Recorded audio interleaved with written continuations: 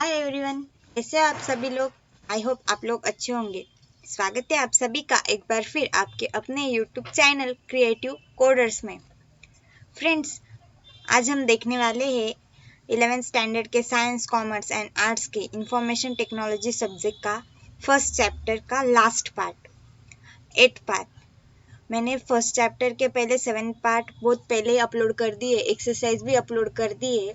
Last वाला part upload करने को मुझे टाइम ही नहीं मिल रहा था, बहुत लेट हो गया। मैंने सेकंड एंड थर्ड लेसन भी अपलोड कर दिया है, तो सारे वीडियो की लिंक डिस्क्रिप्शन बॉक्स में मैंने डाल दिए, तो आप जाके सारे वीडियोस देख लेना, एक्सरसाइज भी अच्छे से कर लेना। तो चलिए आज का लेक्चर हम स्टार्ट करते हैं। IT enabled services. आईटी में आप कौन से सर्विसेज कर सकते हैं, यहाँ पे इन्होंने एक्सप्लेन किया है। IT enabled services, ITES, also called web enabled services और remote services और teleworking covers the entire amount of operations which exploit information technology for improving efficiency of an organization. Efficiency मतलब जो आप कुछ काम करते हैं उसका परसेंटेज, सक्सेसफुल रेट वो इंक्रीज करते हैं। The most important aspect is the value addition of IT enabled services. मतलब करेक्टनेस या फिर अप टू डेट ये सब अच्छे से हो जाता है IT enabled services में। The value addition could be in the form of customer relationship management, improved database, improved look and feel, etc. मतलब डेटाबेस अच्छे से सेट हो जाता है, कस्टमर रिलेशनशिप अच्छे से मैनेज हो जाती है। The outcome of IT enabled services is in two forms. जो आउटकम से IT enabled services के वो दो है, direct improved services and second indirect benefits. Whereas direct benefits can be released immediately, indirect benefits can occur over a period of a time and can be harnessed very efficiently if planned well up front. आपका जो direct benefit है वो आपको तुरंत मिल जाता है immediately, और जो इनडायरेक्ट रहता है वो बाद में मिलता है। Popular IT enable services centres. तो कौन से पॉपुलर इनेबल सर्विस सेंटर्स है? Call centres, electronic publishings, medical transcriptions, data centres, GIS mapping. GIS मतलब geographic information system, ERP, enterprise resource planning, knowledge management and archiving. ये सारे popular IT enable service centres है। इन सब में IT services use होती है। एज ए एग्जांपल आप लर्न करके लेना 2-3। Careers in IT। आप लोग पढ़ाई तो कर रहे हैं, तो IT में आप क्या क्या करियर कर सकते हैं, यहाँ पे आप लोगों को मैं एक्सप्लेन करने वाली हूँ। Various career opportunities are available for IT professions. This vary from operator to specialised skill programmers. मतलब IT में बहुत सारे जॉब्स अवेलेबल है, ऑपरेटर से लेके स्पेशलाइज्ड स्किल प्रोग्रामर तक। Some of career opportunities are as follows. First है web designer and developer. इसका यूज क्या है? मतलब वेब डिजाइनर एंड डेवलपर क्या करता है? One can develop interactive website using knowledge of HTML, PHP and various other programming language. मतलब ये वेबसाइट डिजाइन करते हैं। Software developer, it is a possible to have career as a software developer with an scripting skills. मतलब software बनाते हैं software developers. Third, database manager. After getting knowledge about database management, one can work as a database manager with the help of SQL skills. मतलब आपको database manager बनना है तो आपको सबसे पहले डेटाबेस मैनेजमेंट का नॉलेज लेना पड़ेगा, फिर आप उसमें करियर कर सकते हैं। Fourth, information security analyst. Information security analysts are responsible for ensuring the network. They deduct staff to avoid unintended discourses and keep up to speed with potential external threats. मतलब जो अनवांटेड डिस्क्लोजर्स होते हैं, मतलब अगर ज़्यादा से ज़्यादा human work होगा तो आपकी privacy, security of software leak होता है। तो यहाँ पे दिया है इन्होंने अनटेंडेड डिस्क्लोजर्स, मतलब जो नेसेसरी नहीं है, जो वो आप थ्रेट से, मतलब जो वायरसेस या कुछ भी होता है उससे आप बचा के रख सकते हैं। Fifth, professional accountant. Using computerized accounting software, one can successfully handle accounting work of small or large scale organization. मतलब अकाउंटिंग का काम भी आप सॉफ्टवेयर के आईटी के यूज से कर सकते हैं। फाइनेंशियल एडवाइजर, फ्यूचर में आप जो कुछ इन्वेस्टमेंट करने वाले हैं फाइनेंशियल, उसका एडवाइजर भी आप बन सकते हैं आईटी का यूज करके। After getting IT knowledge, one can advise and guide others in investing the money in various investment schemes with their calculations and benefits in future.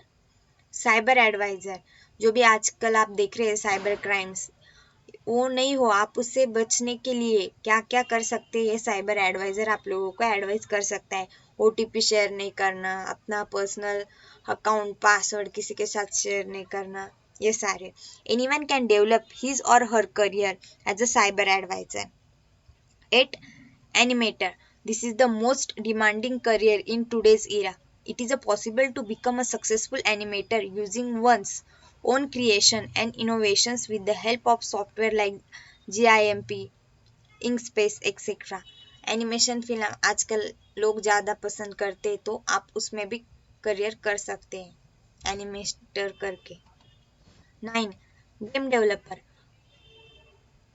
Phase one of the trendiest and most fun job in the sector, a games developer get to work on tiles of consoles, computers, smartphone, tablets and online.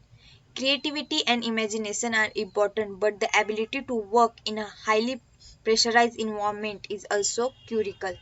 मतलब game में fun तो है कि आप लोग fun बना के game खेल सकते हैं, लेकिन हाई प्रेशराइज इन्वायरमेंट में वर्क करना भी इसमें इम्पोर्टेंट है। गेम डेवलपर आपको अगर बनना है तो दोनों चीज़ें आपको करनी पड़ती है, फन भी एंड प्रेशराइज्ड वर्क भी।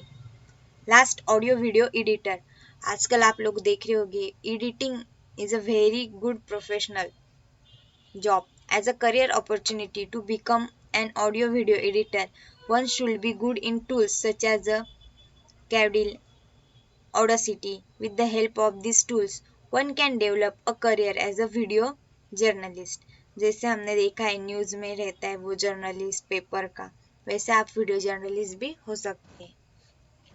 Recent trends in the IT. IT में रिसेंट ट्रेंड्स कौन से हैं?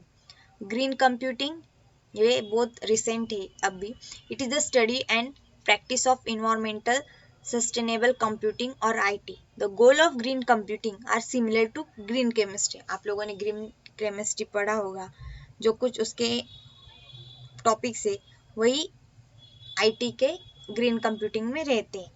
To reduce the use of hazardous material to maximize energy efficiency during the product lifetime. To recycle or biodegradation of non-functional products and factory waste. मतलब आप लोग अपने product का wastage कम करके उसको ज़्यादा से ज़्यादा यूज़ कर सकते हैं, ये हम ग्रीन कंप्यूटिंग में करते हैं. जो वेस्टेज पार्ट है उसे रिसाइकल करके या फिर उसका बायोडिग्रेडेशन करके वेस्ट कम करके उसका फिर से यूज कर सकते हैं, ये हम ग्रीन कंप्यूटिंग में करते हैं. Green computing is important for all classes of systems ranging from handheld system to large scale data centres. सबके लिए ग्रीन कंप्यूटिंग बहुत इम्पोर्टेंट है. Second, internet of things. The internet of things is a network of physical device, vehicle, home appliances and other items embedded with electronics, software, sensor, actuators and connectivity which enables these things to connect, collect and exchange data, creating opportunity for more direct integration of the physical world into computer based system, resulting in efficient improvements, economic benefits and reduce human exertions. IoT से क्या होता है, आप एक जगह के बैठ के घर में सारे फैन लाइट मोबाइल पे से ऑन ऑफ कर सकते हैं. ऐसे सारे नए नए चीज़ें आप आईओटी का यूज़ करके कर सकते हैं, तो ह्यूमन एक्सर्शन कम होता है. कंप्यूटर बेस्ड सिस्टम के यूज़ करके आप अलग अलग चीज़ें कर सकते हैं. आईओटी में फेस डिटेक्शन, फिंगर डिटेक्शन, आई डिटेक्शन, स्केलर डिटेक्शन, ये सारे नए नए चीज़ें अभी उसके बाद नेक्स्ट है cloud computing. It is a delivery of computing services, servers, storage, database, networking software, data analyst and more over the internet. मतलब ये सब आप लोग डिलीवर करते हैं. Data analyst, DA, it is a process of examining data sets in order to draw conclusions about information contained, increasingly with the help of specialized system and software. Data analytics technologies and techniques are widely used in commercial industries to enable organizations to make a more informed business decisions and by scientists and researchers to verify or disprove scientific models, theories and hypothesis. Data analytics क्या करते हैं? Study करने के लिए in short use होता है कि सारे साइंटिस्ट उस पर स्टडी कर सकते हैं, न्यू न्यू टेक्निक डेवलप कर सकते हैं, नए मॉडल्स, थेरीज डेवलप कर सकते हैं. Artificial intelligence, AI, it is an intelligence demonstrated by machines in contract to the natural intelligence displayed by human and other animals. Computer science defines AI research as the study of intelligent agents and a device that perceives its environment and takes action that maximize its chance to successfully achieving its goal. मतलब आप लोग जो human या other animals जैसे अपने brain का use करके, intelligence का यूज करके वर्क करते हैं, वो आप मशीन में डाल सकते हैं. इसे आर्टिफिशियल इंटेलिजेंस कहते हैं. Machine learning, it is a scientific study of algorithms and statistical models that computer system use to effectively perform specific tasks without using explicit instruction, relying on patterns and interface. Instead, it is seen as a subset of artificial intelligence. Machine learning मतलब machine को आपको सिखाना है कि कौन सा काम कैसे करना है, जो आर्टिफिशियल इंटेलिजेंस का ये सब पार्ट है. आर्टिफिशियल इंटेलिजेंस अपने आप मशीन काम करता है, तो मशीन को जो कुछ सिखाना होता है, कैसे काम करना है, ये हम मशीन लर्निंग में करते हैं. Big data, it refers to asset that are too large और complex for traditional data processing application software to adequately deal with data with power, while data with a higher complexity may lead to higher false discovery rate. Big data क्या है? जो कुछ बड़े बड़े industries या हमारी पूरी सिस्टम होती है, ये सारा डेटा एक जगह पे स्टोर करते, फिर उसको एनालिसिस, डिवाइड, उस पर प्रोसेस सब करते, ये सब बिग डेटा के अंडर होता है. Blockchain, it is a growing list of records called blocks which are linked using cryptography. It can be defined as a distributed, decentralized public ledger. Blockchain में क्या होता है? ये सारी चीज़ें कनेक्शन में लाते हैं, datas, calling, call records, blocks, तो उसे ब्लॉकचेन कहते हैं.